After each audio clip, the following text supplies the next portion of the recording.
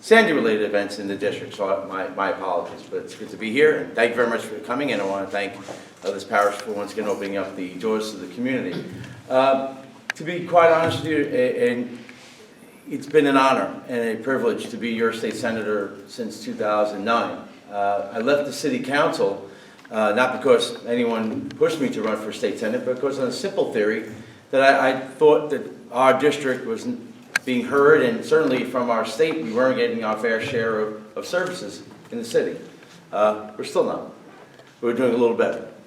And it was to change an ideology up in Albany, that politics really shouldn't rule the world when it comes to Albany. I always thought politics being first isn't good government. And for those who in the audience who might be fearful of the Democrats taking control of the Senate, I'll be honest with you. You know, it was June 8th, 2009 when we were in control of the Senate. We were doing our work. And the Republicans and two unfortunate Democrats were across the street scheming to get back control of the Senate. And I said to myself, when they did overthrow the Senate and they tried to take control over once again the Republicans and the two Democrats, I thought to myself, why? Why would they do that? Who is it serving? I truly don't believe that, and I have good Republican friends on the other side of the aisle, and I know it wasn't them, but why would Republican leadership at that time do that, to try and take over the Senate and throw the whole state government into turmoil? Did they really have the people's best interest at heart at the time? I don't think so. I don't think so. Both Democrats and Republicans were wrong at that point. But it's not to me who controls the Senate. It's really about doing the right thing by the people. So for me, people first, always. I put the best interest of the people before even my own interest, because I represent people. When I took an oath back in 2009 to be your state senator, it wasn't to advance my principles or to advance what I wanted to do. It's to really be the voice of the people. And when I look at my seat on the Senate floor, and I see that empty chamber chair right in front of my desk, I see 350 or 300,000 people that I represent in that chair. Now, true, they're very small people, and they don't talk back, thankfully so. But that's what I see. I see my people there, and I'm their voice. And I have to be their voice because we can't cram millions of people into the Senate chambers. So I'll continue to do that. My work ethic is such that I think that there should be a connection between the elected official and its people. There is no other state senator with 3 district offices, except me. I got 3 district offices. I don't know of another state senator who has a 24-hour live operator service, so that my people have 24-hour access, live access to my office. I just thought there was the right thing to do, to serve the people. And since representing Forest Hills, and again, it's been an honor, to be there when the people need you. From when, in 2010, the macroburst hit our area, to make sure I was here, to make sure the 112th precinct had its resources, to make sure the people understood that their senator was here for them. To make sure that the stores along Austin Street, that we can help them out. Now, we've done something for the small business. We've given a bunch of tax credits, and we try to lower the corporate tax for businesses throughout the state. And we have some more work to do. But it's to be there when I'm needed, to be there when the people need me, to make sure that we can roll back any kind of taxes. And state property tax has been rolled back, and income tax for the state has been rolled back to the lowest levels since 1953. We're doing better as a state since I've gotten elected in 2009. I'm not going to take full credit for it, certainly not.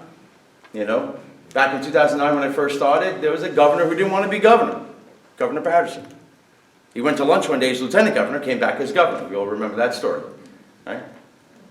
And he was unfortunately the governor when we were facing our worst fiscal situation in decades.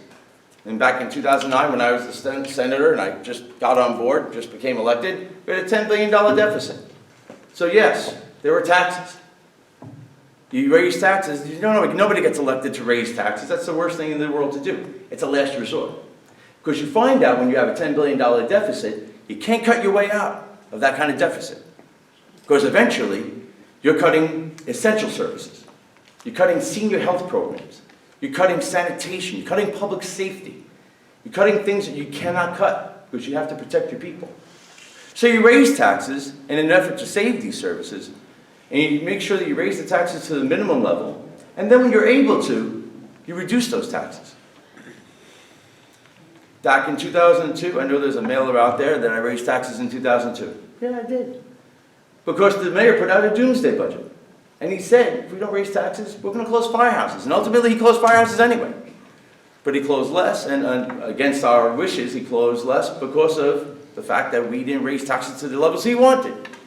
But when we raised taxes in 2002, I had the full confidence of my people to do so to save the services that they needed. But when we were able to reduce those taxes, so we did a sunset.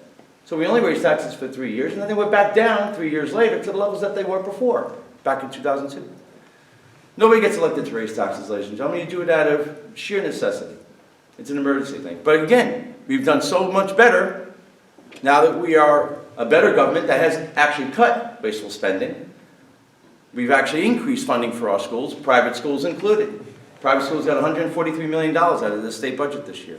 And if the School Safety Bond Act, the Small School Bond Act, passes this in November, we'll get $700 million to the state, to the city schools for technology.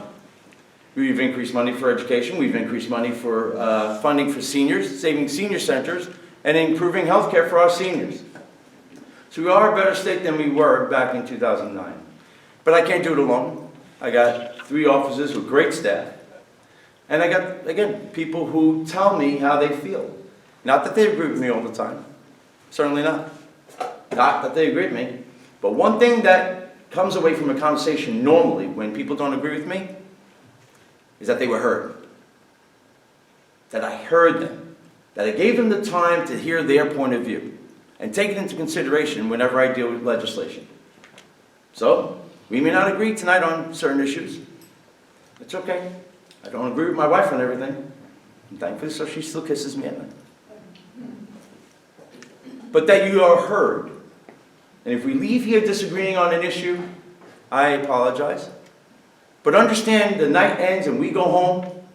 And if that unfortunate situation that you have trouble with a public transportation system, or you have a problem with your Medicare, or you have a problem with public safety, or you have a problem even with a pothole or a street light, that you can call me.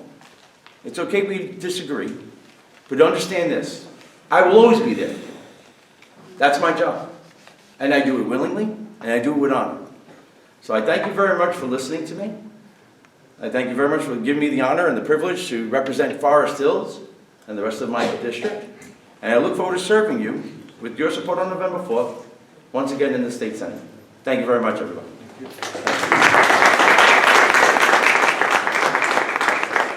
Yes, ma'am. I have a question about the so-called bylaws. Yes. Sure. I think it's totally insane. 100 years ago, men spent their entire life building one of the greatest things. I think it's like the 8th wonder of the world, the Right. train system. And especially in this day and age when fuel is so precious and we fight with other people over oil and gas. Right. And to turn a subway or a train into a park, I think it's insane. I don't know how anybody could possibly have thought of it. Here's the thing. I like to look at the Queensway as a big picture. I think the only elected official that has the entire stretch of the Queensway in their district. So from the southern part to the northern part. There's public safety issues here. There's multiple police precincts that still have to be spoken to about how they're going to address the public safety issue should the Queensway ever open. There's an issue about giving the property to the Parks Department. The Parks Department has a hard enough time maintaining the current green space that it has, both budgetarily and maintenance-wise, and this Queensway would become Parks property. So they would have an issue. There are about 100 businesses or so that are underneath the High Line that could be in jeopardy of being kicked out. Now these are good businesses who employ good people who just try to provide for their families, and I can't have them kicked out. So I have... Because of the changes that would take place underneath the trestle. My guess is those who are in favor of the Queensway don't want an auto body shop, they want a Starbucks. So I have an issue, multiple issues with the Queensway. I've spoken to the MTA, who unfortunately are not willing to consider opening up the rail line as a train. And I've also spoken to the residents who the train goes right through their backyard and they don't want to see it touched at all. My plan has been in parts where we can grab community consensus, because I like to listen to people, I like to lead by listening, We could probably find sections of the Queensway that would serve the public well and be safer to maintain.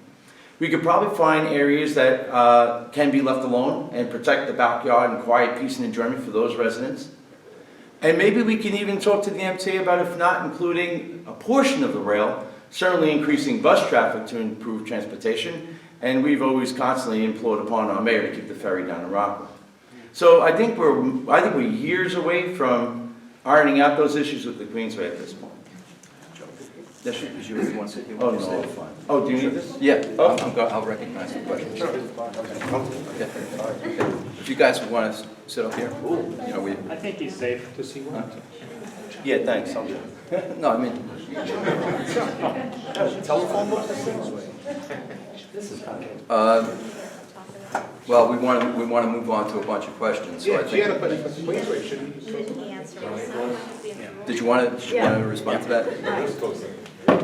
All the questions will be proposed. With respect to that issue, and again, from what I've looked at, even if it were to be considered to be utilized as a railway again, the red tape and money it would cost would take way too long. The concern right now is to keep the ferry funded, first of all, for starters, before we look at anything else. And then I would want to see in a review of what businesses are in the area, how it would affect those businesses, and then I would want to take an evaluation of that and then use that information to give you a better answer, because you're going to have your pros and cons, but as I said earlier, what I'd like to do is have more of a consensus of what the people and the business owners have to say about that issue, so I can better evaluate it. But the first concern right now would be, let's concentrate on making sure that that ferry doesn't get defunded at the end of the month. Is there